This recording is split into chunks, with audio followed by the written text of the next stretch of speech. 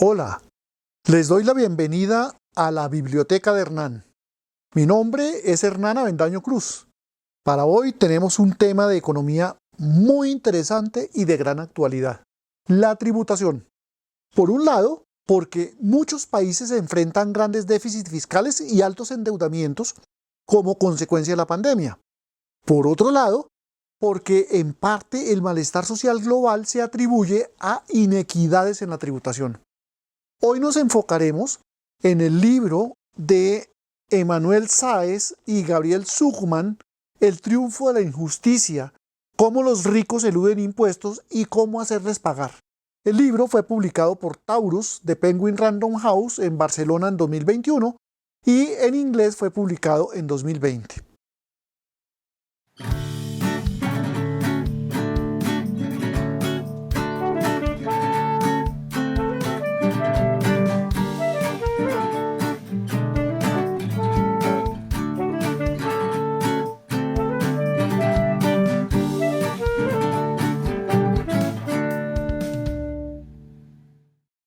Sáez es un economista francés y estadounidense. Estudió matemáticas en la Escuela Normal Superior de París y obtuvo un doctorado en economía en el Instituto Tecnológico de Massachusetts en el año 1999. Es profesor de la Universidad de California, Berkeley. Su coautor, Zucman, es un economista francés. Estudió también en la Escuela de Economía de París y obtuvo su doctorado en la Escuela de Estudios Superiores en Ciencias Sociales, también en París, en 2013. Es catedrático de la Universidad de California, Berkeley, desde el año 2013. Los dos han trabajado temas relacionados con la desigualdad social, la evolución de los ingresos de los pobres, la clase media y los ricos, y las finanzas públicas. Zucman es autor del libro La riqueza escondida de las naciones: cómo funcionan los paraísos fiscales y qué hacer con ellos. Zucman y Sáez, junto con Tomás Piketty, Facundo Alvaredo y Gabriel Chancel, son coautores del World Inequality Report, que es publicado periódicamente por Naciones Unidas desde el año 2018. Entremos en la obra. El triunfo de la injusticia, como lo enuncia su subtítulo, se enfoca en la relación entre la tributación y la distribución del ingreso. Los autores se concentran en un análisis muy detallado de la política tributaria de los Estados Unidos, pero con frecuencia aluden al caso de otras economías desarrolladas, especialmente de Francia, país del cual son oriundos.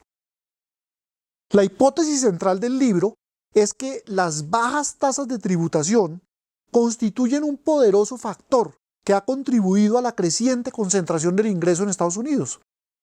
Consideran que los multimillonarios vendieron la idea de que las altas tasas impositivas a las empresas son nocivas para el desarrollo económico, porque limitan el crecimiento de las empresas y, consecuentemente, la generación de empleos y la distribución de ingresos a la población trabajadora. Al tiempo que lograron ese propósito, se desarrolló una industria muy poderosa de planificación fiscal, que incrementó notablemente la evasión fiscal y propulsó el fortalecimiento de los paraísos fiscales y una absurda competencia fiscal internacional, en la cual los gobiernos se pelean por ofrecer menores tasas de tributación y toda suerte de incentivos tributarios para atraer a las multinacionales a sus países. De forma paralela, crecieron las cargas tributarias sobre las rentas del trabajo, al punto que ahora los trabajadores aportan más a los ingresos tributarios que los más ricos. Esto repercutió en un increíble aumento de la participación de los ricos en la distribución del ingreso. Sáez y Zucman presentan la historia tributaria de los Estados Unidos, mostrando los debates que llevaron al surgimiento del impuesto sobre la renta en el año 2013 y al diseño de una estructura tributaria realmente progresiva. La sólida evidencia empírica que aportan demuestra que hasta comienzos de los 80 fueron comunes las altas tasas marginales de tributación. Incluso señalan los autores que desde 1944 hasta 1981 la tasa marginal del impuesto sobre la renta alcanzaría un promedio del 81%. Cabe recordar que en ese periodo se consolida Estados Unidos como primera potencia mundial. Hay una extraordinaria mejora en la calidad de vida de sus habitantes y el país es un ejemplo mundial de tributación progresiva.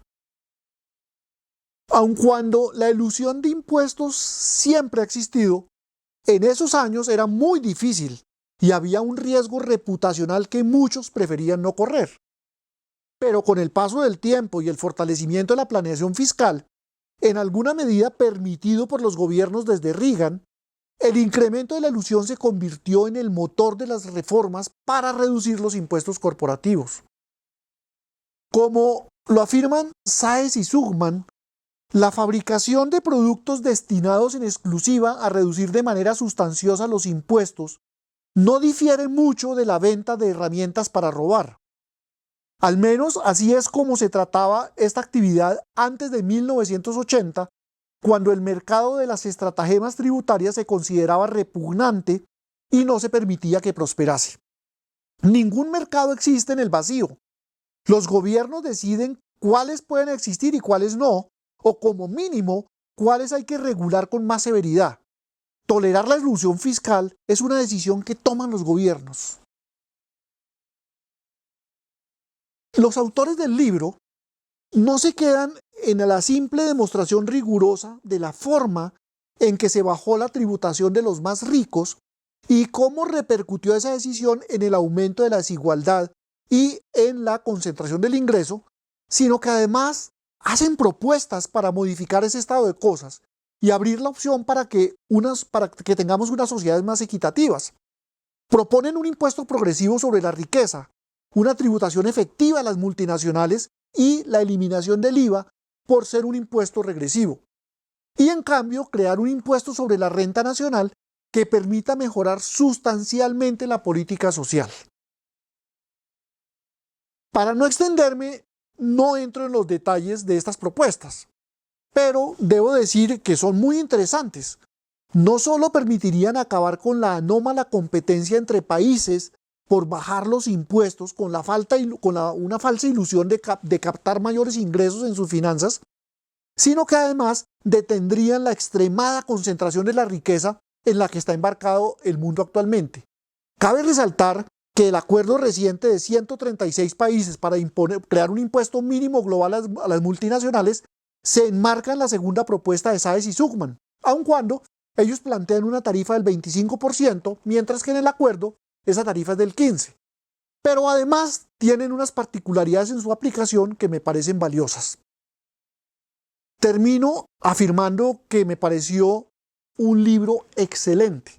Aun cuando se trata de un tema complejo, no está escrito para expertos, sino para personas con algunas bases de economía y debería ser una lectura obligatoria para gobernantes, ministros, congresistas y líderes económicos, políticos y sociales de todos los países.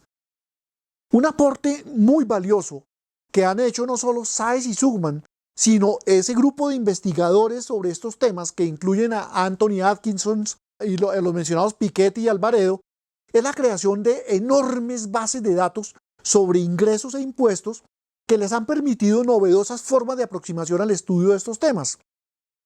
Esas bases están disponibles en Internet para todos los interesados.